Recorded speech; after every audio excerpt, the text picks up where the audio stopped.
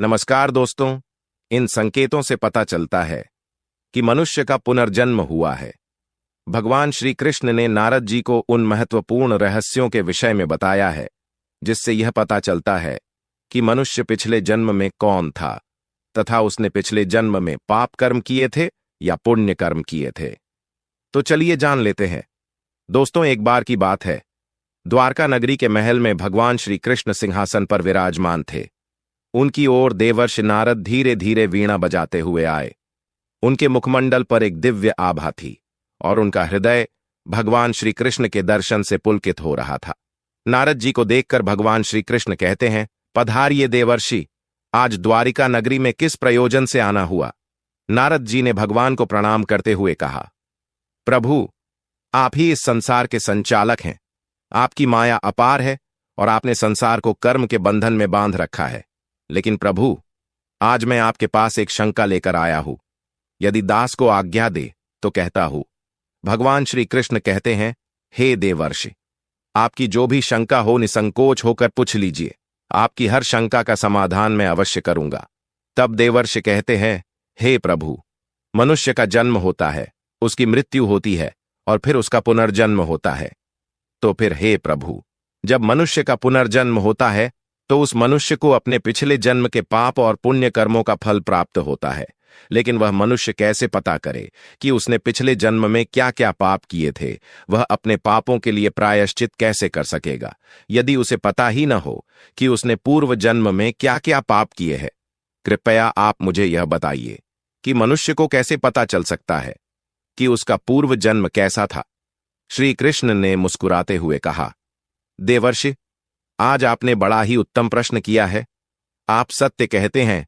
पुनर्जन्म का रहस्य अत्यंत सूक्ष्म और गूढ़ है। मनुष्य को उसके पूर्व जन्म का पता उसके शरीर पर स्थिति चिन्ह, उसके स्वप्न और उसके विचार आदि के द्वारा चल सकता है। हे देवर्षि, उन चिन्हों और लक्षणों के बारे में बताने से पूर्व मैं आपको एक प्राचीन कथा सुनाता हूं। इस कथा को सुनकर आपको आपके सभी प्रश्नों के उत्तर मिल जाएंगे। इसीलिए हे देवर्षि, आप इस कथा को ध्यान से पूरा सुनिए, क्योंकि आधा अधूरा ज्ञान आपके लिए भी अशुभ हो सकता है। देवर्षि कहते हैं, हे प्रभु, यह तो मेरा बड़ा ही सौभाग्य है जो यह कथा मैं आपके मुख से सुन रहा हूं। आपके मुख से कथा सुनने मात्र से ही कोटि कोटि पाप नष्ट हो जाते हैं। इसीलिए हे प्रभु, कृपया आप वह कथा मुझे सुनाइए। मैं इस कथा को ध्यान से पूरा सुनूंगा और इसका प्रचार करूंगा। भगवान श्री कृष्ण मुस्कुराते हुए कहते हैं, ठीक है देवर्षि, चलिए अब मैं आपको वह कथा सुनाता हूं। बहुत समय पहले एक विशाल और समृद्ध राज्य में राजा महेंद्र प्रताप का शासन था। राजा महेंद्र प्रताप धर्मपरायण, न्यायप्रिय और अपने प्रजाजनों के कल्याण के प्रति समर्पित थे। उनके 5 पुत्र थे जिनके नाम थे अंशुमान, आदित्य, विभाकर, रुद्रांश और सोमेश्वर। ये सभी पुत्र युवा, योग्य और गुणी थे, लेकिन उनके जीवन में कुछ अजीब और भयावह घटनाएं घटने लगीं जो राजा को अत्यंत चिंतित कर गईं। एक दिन वे 5 पुत्र अपने पिता के पास एक एक करके आते हैं। सबसे पहले अंशुमान अपने पिता के पास आया और बोला, पिताजी, मुझे हर रात एक ही सपना आता है। मैं एक युद्ध भूमि में खड़ा होता हूं और हर बार मेरी मृत्यु हो जाती है। मैं इस दुःस्वप्न से बहुत परेशान हूं। उसके बाद आदित्य भी अपने पिता से मिलने आया और आदित्य ने कहा, पिताश्री, जब भी मैं पर्वतों पर शिकार के लिए जाता हूं तो मुझे ऐसा महसूस होता है कि मैं वहां से गिर जाऊंगा। यह भय मुझे हर पल सताता रहता है। आदित्य के बाद विभाकर अपने पिता से मिलने आया और विभाकर ने अपने पिता से कहा, हे पिताश्री, मैं जल से अत्यधिक भयभीत हूं। मुझे नदी, तालाब या समुद्र के पास जाने में भी डर लगता है। यह डर मेरे जीवन को बुरी तरह प्रभावित कर रहा है। फिर रुद्रांश भी अपने पिता के पास आया और उसने बताया, हे पिताश्री, मुझे आग से गहरा भय है। ऐसा लगता है कि मैं किसी भी समय जल जाऊंगा। हालांकि मेरे जीवन में ऐसा कुछ भी नहीं हुआ जिससे मुझे आग से डर लगना चाहिए। फिर अंत में सोमेश्वर ने आकर अपने कहा, हे पिताश्री, मैं अक्सर ऐसे अनुभव करता हूं जैसे मैं किसी अनजानी जगह पर पहले ही आ चुका हूं। यह अनुभूति मेरे मन को विचलित कर देती है। राजा महेंद्र प्रताप इन घटनाओं से अत्यधिक चिंतित हो गए। और उन्होंने राज्य के सभी विद्वानों, ज्योतिषियों और चिकित्सकों से परामर्श किया, लेकिन कोई समाधान नहीं मिला। फिर एक दिन राज्य में महान विद्वान ऋषि वशिष्ठ पधारे। उनके आने की सूचना पाकर राजा महेंद्र प्रताप ने उनका सम्मानपूर्वक स्वागत किया और उन्हें राजमहल में बुलाया। जब महर्षि वशिष्ठ जी ने राजा को पूछा, हे राजन, आपके स्वागत से मैं अत्यंत प्रसन्न हो गया, किंतु आपके चेहरे पर खिन्नता और उदासी दिखाई पड़ रही है। इसका क्या कारण है? कृपया संकोच न करें, जो भी बात है स्पष्टता से कहिए। तब राजा ने ऋषि वशिष्ठ को अपने पुत्रों की अजीब घटनाओं के बारे में विस्तार से बताया। ऋषि वशिष्ठ ने ध्यानमग्न होकर मनन किया और फिर गंभीर स्वर में बोले, हे राजन, आपके पुत्रों की ये समस्याएं उनके पूर्व जन्मों से जुड़ी हुई हैं। प्रत्येक पुत्र का जीवन उस जन्म के कर्मों का परिणाम है। मैं आपको उनके पूर्व जन्मों के बारे में बताता हूं। ऋषि वशिष्ठ ने सबसे पहले अंशुमान की ओर देखा और कहा, अंशुमान, तुम्हारा पूर्व जन्म में नाम था सूर्यकेतु। तुम एक महान योद्धा थे और मगध के राजकुमार थे। तुम्हारी वीरता के चर्चे दूर दूर तक फैले थे, लेकिन एक दुष्ट राजा ने छल से तुम्हारी हत्या कर दी थी। युद्धभूमि में तुम्हारी मृत्यु हुई थी, इसलिए आज तुम्हें हर रात युद्धभूमि में मरने का सपना आता है। अंशुमान ने सिर झुकाकर कहा, ऋषिवर, क्या इसका कोई समाधान है? ऋषि ने उत्तर दिया, तुम्हें अपने वीरता के गुण को पुनः जागृत करना होगा। किसी बड़े यज्ञ का आयोजन कर उसमें अपनी वीरता का प्रदर्शन करो, इससे तुम्हारी आत्मा को शांति मिलेगी। फिर ऋषि वशिष्ठ ने आदित्य की ओर मुड़ते हुए कहा, आदित्य, तुम्हारा पूर्व जन्म में नाम था धवल। तुम एक कुशल शिकारी थे और हिमालय के पर्वतों पर शिकार किया करते थे। एक दिन तुम शिकार करते समय पर्वत से गिरकर अपनी जान गंवा बैठे थे। यही कारण है कि आज तुम्हें ऊंचाइयों से डर लगता है। आदित्य ने चिंता व्यक्त करते हुए कहा, ऋषिवर, मैं इस भय से कैसे मुक्ति पाऊं?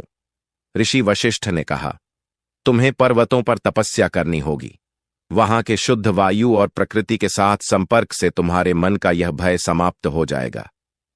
ऋषि वशिष्ठ ने विभाकर की ओर देखा और कहा, विभाकर, तुम्हारा पूर्व जन्म में नाम था जलराज।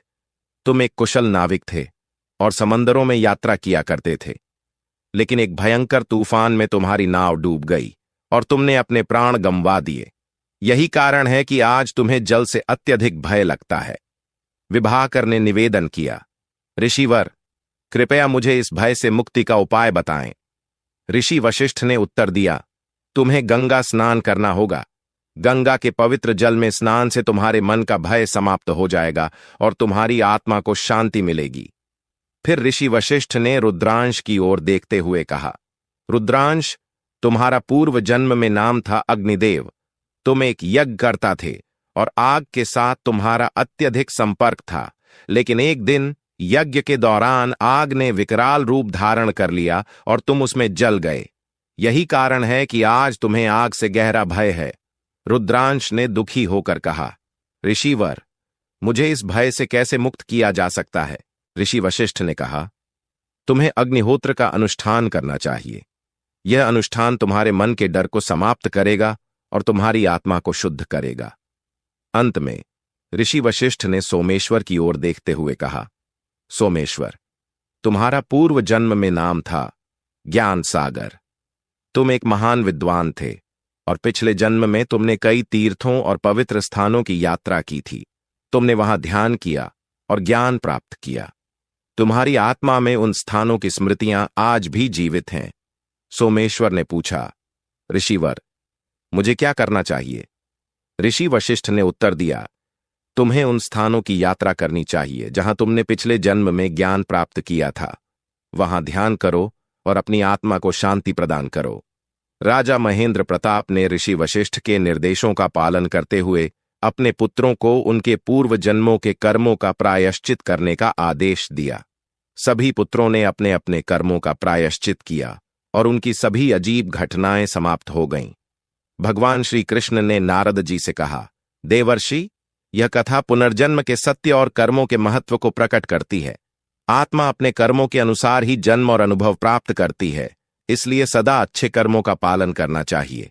कथा समाप्त होने के बाद भगवान श्री कृष्ण ने नारद जी को संबोधित करते हुए कहा, देवर्षि, पुनर्जन्म के विषय में कुछ और गहरे सत्य हैं जिन्हें मैं आपको बताना चाहता हूं। यह लक्षण मनुष्य के पिछले जन्मों के कर्मों का प्रत्यक्ष प्रमाण होते हैं और इनसे यह जाना जा सकता है कि किस प्रकार के पाप और कर्म अगले जन्म में क्या फल देते हैं।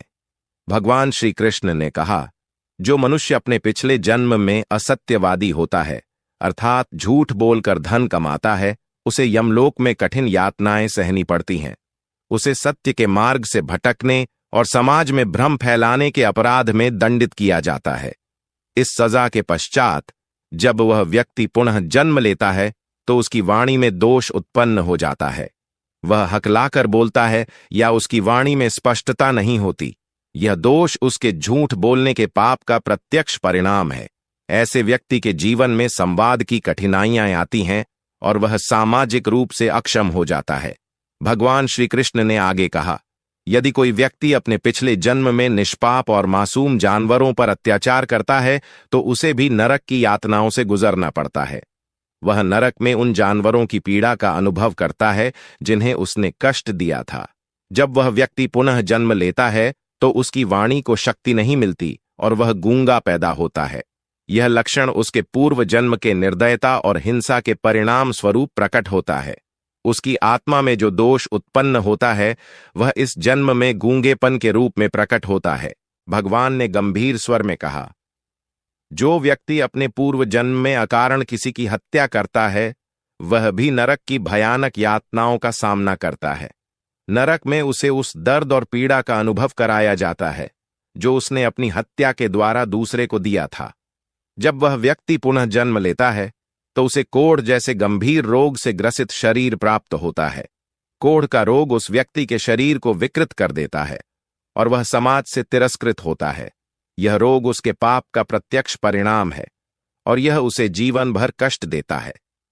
श्री कृष्ण ने आगे बताया, जो व्यक्ति पिछले जन्म में शराब का अत्यधिक सेवन करता है उसे यमलोक में भीषण कष्टों से गुजरना पड़ता है। उसके शरीर को गर्म लोहा पिघलाकर पीने के लिए दिया जाता है और उसकी आत्मा को इस प्रकार की अत्यंत दर्दनाक यातनाओं का सामना करना पड़ता है। जब वह व्यक्ति पुनः जन्म लेता है तो उसके दांत टेढ़े मेढ़े, काले और खराब हो जाते हैं। उसे दांतों से संबंधित रोग लग जाते हैं जो उसके पूर्व जन्म के पाप का परिणाम होते हैं। इस लक्षण से उसे बार बार दंत चिकित्सा की आवश्यकता होती है और उसका चेहरा भी विकृत हो सकता है। भगवान ने कहा, जो व्यक्ति अपने पिछले जन्म में धन या सुवर्ण की चोरी करता है उसे भी यमलोक में सजा मिलती है।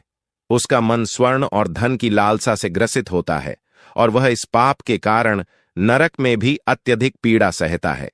जब वह पुनः जन्म लेता है तो उसके नाखून टेढ़े मेढ़े, विकृत और भद्दे हो जाते हैं। उसके नाखूनों की यह विकृति उसके पूर्व जन्म के पाप का प्रतीक होती है। इस लक्षण के कारण वह समाज में तिरस्कृत होता है और उसका आत्मविश्वास भी कमजोर हो जाता है। श्री कृष्ण ने गंभीरता से कहा, जो व्यक्ति अपने पिछले जन्म में गुरु का अपमान करता है या गुरु की पत्नी के साथ शारीरिक संबंध बनाता है वह अत्यंत पापी होता है। ऐसे व्यक्ति को नरक में कठोर दंड दिया जाता है। उसे चर्म रोगों का सामना करना पड़ता है जिससे उसकी त्वचा में विकृति आ जाती है। जब वह पुनः जन्म लेता है तो उसे चर्म रोग से पीड़ित शरीर प्राप्त होता है। उसकी त्वचा में विभिन्न प्रकार के विकार उत्पन्न होते हैं और वह जीवन भर इस रोग से पीड़ित रहता है। यह उसके गुरु के प्रति किए गए पाप का परिणाम है। भगवान श्री कृष्ण ने बताया, जो व्यक्ति अपने पिछले जन्म में दान धर्म का पालन नहीं करता वह इस जन्म में अत्यंत दरिद्र बनता है। वह नरक में दरिद्रता की यातनाओं को सहता है और भिक्षा मांगकर जीवन यापन करता है। जब वह पुनः जन्म लेता है तो उसकी आर्थिक स्थिति अत्यंत कमजोर होती है। उसे भिक्षा मांगनी पड़ती है और उसका जीवन अत्यंत कठिनाइयों से भरा होता है। यह दरिद्रता उसके दान धर्म के अभाव का प्रतिफल है। भगवान ने कहा, जो व्यक्ति अपने पिछले जन्म में अपनी पतिव्रता पत्नी को कष्ट देता है और वेश्या के साथ संबंध बनाता है उसे नरक में भीषण यातनाएं झेलनी पड़ती हैं। जब वह पुनः जन्म लेता है तो उसे दुष्ट और कष्टदायिनी पत्नी प्राप्त होती है। उसकी पत्नी उसे सदा दुख और पीड़ा देती है। जो उसके पूर्व जन्म के पाप का प्रतिफल है। यह लक्षण उसके जीवन में मानसिक और शारीरिक पीड़ा का कारण बनता है। भगवान श्री कृष्ण ने कहा, जो व्यक्ति अपने पिछले जन्म में अपने माता पिता का अपमान करता है और उन्हें कष्ट देता है, वह नरक में कड़ी सजा पाता है। जब वह पुनः जन्म लेता है तो उसकी संतान मूर्ख और दुष्ट जन्म लेती है। ऐसी संतान उसे अत्यधिक कष्ट देती है और उसकी मानसिक शांति छीन लेती है। यह लक्षण उसके माता पिता के प्रति किए गए कुकर्मों का परिणाम है। भगवान ने समझाया, जो व्यक्ति अपने पिछले जन्म में धर्म ग्रंथों की चोरी करता है, वह भीषण पाप करता है। उसे नरक में कठोर दंड दिया जाता है। जब वह पुनः जन्म लेता है तो वह जन्मांध हो जाता है। उसकी आंखों की रोशनी चली जाती है और वह जीवन भर अंधकार में जीता है। यह लक्षण उसके धर्म ग्रंथों की चोरी के पाप का प्रतिफल है। अंत में श्री कृष्ण ने कहा, जो व्यक्ति अपने पिछले जन्म में रजस्वला स्त्री के साथ संभोग करता है, वह नरक में भीषण कष्ट झेलता है। जब वह पुनः जन्म लेता है तो वह नपुंसक जन्म लेता है। यह लक्षण उसके पिछले जन्म के पाप का प्रतिफल है, जो उसे जीवन भर दुख और अपमान सहने पर विवश करता है। भगवान श्री कृष्ण के मुख से यह सभी लक्षण सुनकर नारद जी अत्यंत प्रभावित हुए। उन्होंने भगवान को प्रणाम किया और कहा, प्रभु, आपने जो ज्ञान मुझे दिया है वह अनमोल है। मैं इसे संसार में प्रचारित करूंगा ताकि लोग अपने कर्मों का सही मूल्य समझ सकें और सन्मार्ग पर चल सकें। इस प्रकार भगवान श्री कृष्ण ने नारद जी को पुनर्जन्म और कर्मफल के महत्व का बोध कराया और नारद जी प्रसन्न होकर संसार में इस ज्ञान का प्रचार करने के लिए प्रस्थान कर गए। तो दोस्तों, उम्मीद है आपको यह कथा पसंद आई होगी। वीडियो को लाइक जरूर करें और कमेंट में जय श्री कृष्ण अवश्य लिखें। साथ ही चैनल को सब्सक्राइब करें। आप सभी का धन्यवाद।